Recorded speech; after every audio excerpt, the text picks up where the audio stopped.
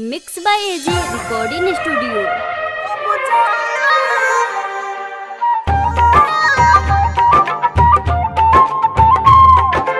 थोड़ा गुस्सा वाली थोड़ा नादान बाड़ू, मगर जैसन भी बाड़ू ए हमार जान बाड़ू।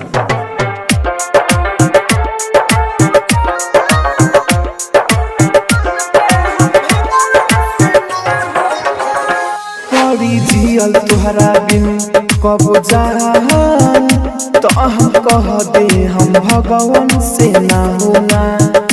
पड़ी जियल तुहरा बिन कब जान, तो हम कह दे हम भगवान से ना होना।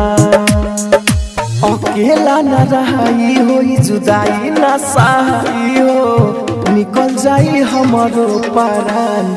ये जान पड़ी जियल तुहरा बिन कब जान, तो हम कह दे हम भगवान से ना होना।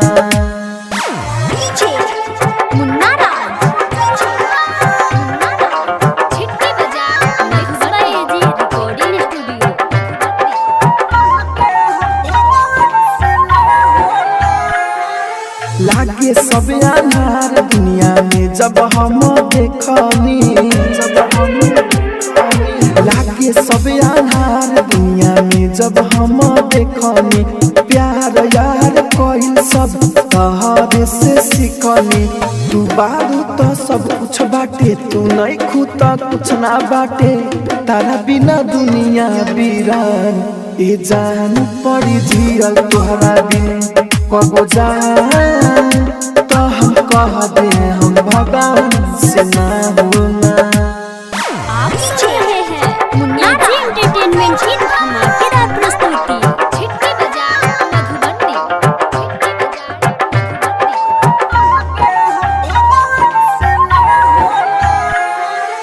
ऐसे आलम के तू हो जान हो,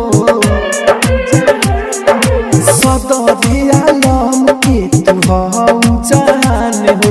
तोहरे में बसेला रहुला के जान हो, तोहरेला दिलवा धड़के छिनले हम से लड़के। काढ़े नहीं दे हम पारान।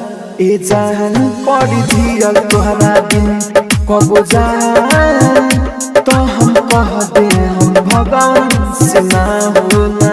Mix by AG recording studio, Roshanpur Sapaha.